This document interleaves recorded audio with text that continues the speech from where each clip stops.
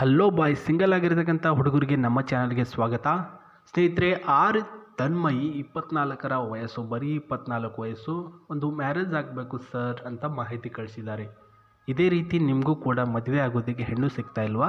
ನಿಮ್ಮ ಮಾಹಿತಿಗಳನ್ನು ನನ್ನ ಒಂದು ಡೀಟೇಲ್ಸ್ಗಳಿಗೆ ಕಳಿಸಿಕೊಡಿ, ಅಂದರೆ ವಾಟ್ಸಪ್ಗೆ ಕಳಿಸಿಕೊಡಿ. ನಾನು ಡಿಸ್ಕ್ರಿಪ್ಷನಲ್ಲಿ ವಾಟ್ಸಪ್ ಲಿಂಕ್ ಕೊಟ್ಟಿದ್ದೇನೆ, ಅಲ್ಲಿಗೆ ಜಾಯ್ನ್ ಆಗಿ ನಿಮ್ಮ ಲಿಂಕನ್ನು ಕ್ಲಿಕ್ ಮಾಡುವ ಮೂಲಕ ನಿಮ್ಮ ಮಾಹಿತಿಗಳು ನನ್ನ ಹತ್ರ ಬರುತ್ತೆ. ಸೊ 24 ನಡೀತಿರ್ತಕ್ಕಂತಹ ಆರ್ ತನ್ಮಯಿ ಅವರು ಬೆಂಗಳೂರಿನ ಕುಣಿಗಲ್ ಎಂಬಲ್ಲಿ ವಾಸವಾಗಿದ್ದಾರೆ. ಮಿಡಲ್ ಕ್ಲಾಸಿನ ಒಂದು ಮನೆತನದ ಹುಡುಗಿ, ತೆಳ್ಳಗಿನ ಒಂದು ಮೈಕಟ್ಟು, ಗೃಹಿಣಿಯಾಗಿ, ಬಿಳಿಯ ಒಂದು ಬಣ್ಣ, ದಲಿತ ಜನ ಆಗಿರ್ತಕ್ಕಂಥ ಇವರಿಗೆ ಒಬ್ಬ ಒಳ್ಳೆಯ ಹುಡುಗ ಬೇಕು.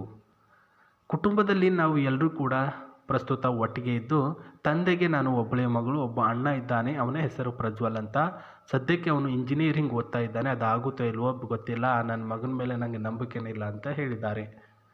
ಈ ಒಂದು ತನ್ಮಯಿ ಅವರು ಪ್ರಸ್ತುತ ಅವನನ್ನು ಮದುವೆ ಆಗುವಂತಂದರೆ ನಿನ್ನೆ ಆಗುವಂತಂದ್ಬಿಟ್ಟು ಕಾಟ ಕೊಡ್ತಾ ಇದ್ದಾನೆ. ಹಾಗಾಗಿ ನಾನೇ ಮದುವೆ ಆಗಬೇಕು ಅಂತ ತೀರ್ಮಾನ ಮಾಡಿದ್ದೇನೆ. ನೋಡೋದಕ್ಕೆ ತುಂಬ ಚೆನ್ನಾಗಿದ್ದಾರೆ. ಇವರ ಒಂದು ಬಣ್ಣ, ಇವರೊಂದು ಶರೀರ ನೋಡ್ಕೊಳ್ಳಿ. ನಿಮಗೆ ಇಷ್ಟ ಆದರೆ ಮುಂದುವರೆದು ವಿಡಿಯೋನ ನೋಡಿ. ಪ್ರಸ್ತುತ ಯುವಕನ ವಯಸ್ಸು ನನಗಿಂತ ಜಾಸ್ತಿ ಮೀರಿರಬಾರದು, 29ರ ಒಳಗಡೆ ಇರಬೇಕು. ಮೊಬೈಲ್ನಲ್ಲಿ ಎಲ್ಲ ರೀತಿಯ ಕೆಲಸಗಳನ್ನು ಮಾಡೋಕ್ಕೆ ಬರಬೇಕು. ಅಂದರೆ ಮೊಬೈಲಲ್ಲಿ ನಾನೇನೋ ಒಂದು ಕೆಲಸ ಹೇಳಿದ್ರೆ ಅದರ ಮಾಡೋಕ್ಕೆ ನಿಮಗೆ ಬರಬೇಕು, ಅಂದರೆ ಯೂಸ್ ಮಾಡೋದಕ್ಕೆ ಬರಬೇಕು. ಲ್ಯಾಪ್ಟಾಪ್ ಯೂಸ್ ಸಹ ಮಾಡಬೇಕು. ನಿಮ್ಮ ಒಂದು ಕೆಲಸ, ನಿಮ್ಮ ಒಂದು ದುಡಿಮೆ ಮೂಲಕ ನನ್ನನ್ನು ಸಾಕಿಕೊಂಡು ಹೋದರೆ ಸಾಕಾಗಿದೆ. ಸೊ ಈಗಿನ ಒಂದು ಜನರೇಷನ್ ಆ್ಯಂಡ್ ಇವರು ಇರ್ತಕ್ಕಂಥ ಒಂದು ಊರೇನಿದೆ ಬೆಂಗಳೂರಿನಲ್ಲಿ, ಮೊಬೈಲ್, ಲ್ಯಾಪ್ಟಾಪ್ ಈ ರೀತಿ ಇರತಕ್ಕಂಥ ವ್ಯಕ್ತಿಗಳಿಗೆ ವ್ಯಾಲ್ಯೂ ಜಾಸ್ತಿ ಮತ್ತು ಅವರಿಗೆ ಮಾತ್ರ ಒಂದು ಕೆಲಸ ಸಿಗೋದು ಜಾಸ್ತಿ. ಹಾಗಾಗಿಯೇ ಅದು ಯೂಸ್ ಮಾಡೋಕ್ಕೆ ಕಂಪಲ್ಸರಿ ಬರಬೇಕು. ನಿಮ್ಮ ಯುಕ್ತಿಯಿಂದ ನನ್ನನ್ನು ಸಾಕಿಕೊಂಡು ಹೋದರೆ ಅಷ್ಟೇ ಸಾಕೆ ಹೊರತು ನಾನು ನಿಮ್ಮಿಂದ ಏನು ಕೂಡ ಆಕ್ಸೆಪ್ಟ್ ಮಾಡಲ್ಲ ಅಂತ ಹೇಳಿದ್ದಾರೆ. ಸ್ನೇಹಿತರೆ, 29ರ ವಯಸ್ಸಿನ ಒಳಗಡೆ ಇರ್ತಕ್ಕಂಥ ವ್ಯಕ್ತಿ, ಈ ಒಂದು ಪಾಯಿಂಟ್ಗಳನ್ನು ಅಲೋ ಮಾಡ್ಕೊಂಡು ಹೋಗುವಂಥ ವ್ಯಕ್ತಿ ನೀವೇನಾದರೂ ಆಗಿದ್ದರೆ ನಿಮ್ಮ ಮಾಹಿತಿಗಳನ್ನು ಇವ್ರಿಗೆ ಕಳಿಸಿಕೊಡಿ ಕಮೆಂಟ್ ಬಾಕ್ಸಲ್ಲಿ. ಆ್ಯಂಡ್ ಡಿಸ್ಕ್ರಿಪ್ಷನಲ್ಲಿ ವಾಟ್ಸಪ್ ಲಿಂಕ್ ಕೊಟ್ಟಿದ್ದೇನೆ ಇವ್ರಿಗೂ ಕೂಡ ಡೈರೆಕ್ಟಾಗಿ ನಿಮ್ಮ ಮಾಹಿತಿಗಳನ್ನು ಕಳಿಸ್ಬೋದು.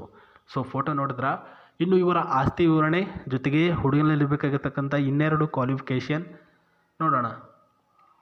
ಆಸ್ತಿಯ ವಿಚಾರಣೆ ಬಂದಾಗ ಪ್ರಸ್ತುತ ಒಬ್ಬ ಅಣ್ಣ ಇಂಜಿನಿಯರಿಂಗ್ ಏನು ಓದ್ತಿದ್ದಾನೆ, ಅವನಿಗೆ ಖರ್ಚಾಗಿರ್ತಕ್ಕಂತಹ ಟೋಟಲ್ ದುಡ್ಡು ಬಂದ್ಬಿಟ್ಟು 10 ಲಕ್ಷ ರೂಪಾಯಿ.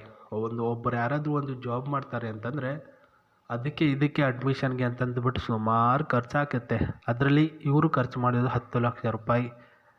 ಸೊ ಅದು ಬಂದ್ಬಿಟ್ಟು ಒಂದು ಯಾವುದಾದ್ರೂ ಕಡೆ ಇನ್ವೆಸ್ಟ್ ಮಾಡಿದರೆ 1 ವರ್ಷದಲ್ಲೇ ಡಬಲ್ ಆಗಿಬಿಟ್ಟು 20 ಲಕ್ಷ ರೂಪಾಯಿ ಕೊಡ್ತಿದ್ರಂತ. ಇವರ ತಂದೆಗೂ ಮತ್ತು ಈ ಒಂದು ಹುಡುಗಿಗೂ ತುಂಬ ಜಗಳ ಆಗುತ್ತೆ.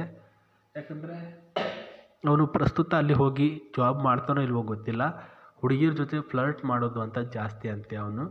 ಹಾಗಾಗಿಯೇ ಪ್ರಸ್ತುತ ಆ ಒಂದು ಕೆಲಸನ ಇವಾಗ ಬಿಡಿಸ್ಬಿಟ್ಟು ಮನೆಯಲ್ಲಿ ಒಂದು ಕಾರು ತೆಗೆದುಕೊಂಡಿದ್ದಾರೆ. ಕಾರಿನ ಮೇಲೆ ಡ್ರೈವರ್ ಆಗಿ ಕೆಲಸ ಮಾಡಬೇಕು ನೀನು ಬಾ ಅಂತ ತಂದೆಯವರು ಕರೆದಿದ್ದಾರೆ. ನೆಕ್ಸ್ಟ್ ಇಯರ್ ಅಂದರೆ 2025ನೇ ಇಸ್ವಿಯಲ್ಲಿ ಪ್ರಸ್ತುತ ಈ ಒಂದು ಕಾರನ್ನು ತೆಗೆದುಕೊಂಡು ಅವನಿಗೆ ಡ್ರೈವರ್ ಆಗಿ ಕೆಲಸಕ್ಕೆ ಇಟ್ಟಿರ್ತಾರೆ ಅಂತ ಹೇಳಿರ್ತಕ್ಕಂಥದ್ದು. ಅಂದರೆ ಸೊ ನೀವು ಥಿಂಕ್ ಮಾಡಬೇಕಾಗಿರೋದು ಏನಂದರೆ, ಪ್ರಸ್ತುತ ZXIV ಅಂತ ಈ ಒಂದು ಕಾರು ಪ್ರಸ್ತುತ ನನ್ನ ಒಂದು ಮದುವೆ ಆಗಬೇಕಾಗಿರ್ತಕ್ಕಂಥ ಹುಡುಗಿ ಹತ್ತಿರ ಇದೆ ಅಂತ ಥಿಂಕ್ ಮಾಡಬೇಕು ಅಷ್ಟೇ ಹೊರತು ಆಸ್ತಿ ಇದೆ ಅಂತ ಥಿಂಕ್ ಮಾಡುವಂಥ ಅವಶ್ಯಕತೆ ಇಲ್ಲ. ಆ್ಯಂಡ್ ಪರ್ಸ್ನಲಾಗಿ ಮೀಟ್ ಆದಾಗ ದುಡ್ಡು, ಹಣಕಾಸಿನ ಬಗ್ಗೆ ಮಾತಾಡ್ಬೋದು ಅಂತ ಹೇಳಿರೋದು. ಅಂದರೆ ವರದಕ್ಷಿಣೆ ವಿಚಾರವಾಗಿರಲಿ ನಿನ್ನ ಮಧ್ಯೆ ಅಷ್ಟೇ ಇರಬೇಕು. ನನ್ನ ತಂದೆ, ನನ್ನ ತಾಯಿ ಇವರ ಒಂದು ವಿಚಾರ ತನಕ ಅದರ ಬಗ್ಗೆ ಹೇಳಬಾರ್ದು. ಪರ್ಸ್ನಲಾಗಿ ನಾನು ನೀನು ಬಗೆಹರಿಸ್ಕೊಳ್ಳೋಣ ಆಯಿತಾ ಅಂತಂದರೆ ಇವಾಗ ಕೂತ್ಕೊಂಡು ಏನು ಮಾಡಬೇಕು ಏನು ಮಾಡಬಾರ್ದು ಈ ರೀತಿ ಮಾತುಕತೆ ಆಡಿ ಬಗೆಹರಿಸ್ಕೊಳ್ಳೋಣ ಹೊರತು ಯಾರಿಗೂ ಕೂಡ ಗೊತ್ತಾಗಬಾರ್ದು. ನಾನು ಏನೆಲ್ಲ ಕೊಡಬೇಕು ನಿಮಗೆ, ನನ್ನನ್ನು ಇಷ್ಟಪಡುವಂಥ ಹುಡುಗರಿಗೆ ಅದೆಲ್ಲರೂ ಕೂಡ ಕೊಡ್ತೇನೆ, ಬಟ್ ನನಗೆ ಮಧ್ಯದಲ್ಲಿ ಮೋಸ ಮಾಡಿ ಹೋಗಬಾರ್ದು ಅಂತ ಹೇಳಿರೋದು. ಸೊ ಏನಿಲ್ಲ ಸ್ನೇಹಿತರೆ, ಮಾಹಿತಿಗಳನ್ನು ಕಳಿಸಿಕೊಡಿ sri9591gmail.comಗೆ.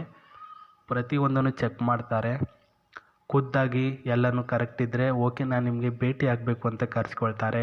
ಭೇಟಿಯಾಗಿ ಆಮೇಲೆ ನೆಕ್ಸ್ಟ್ ಮೀಟಿಗೆ ಮಾತುಕತೆ ಮಾಡಿ, ಇದು ಹೇಳಿರೋದು. ಸೊ ನೋಡಿ, ಇದಾಗಿತ್ತು ಇವತ್ತಿನ ಒಂದು ಪ್ರೊಫೈಲು. ನಾನು ಮತ್ತೆ ಹೊಸ ಪ್ರೊಫೈಲೊಂದಿಗೆ ಸಿಗ್ತೀನಿ. ನಿಮಗೆ ನಮಸ್ತೆ, ಟೇಕ್ ಕೇರ್, ಬಾಯ್.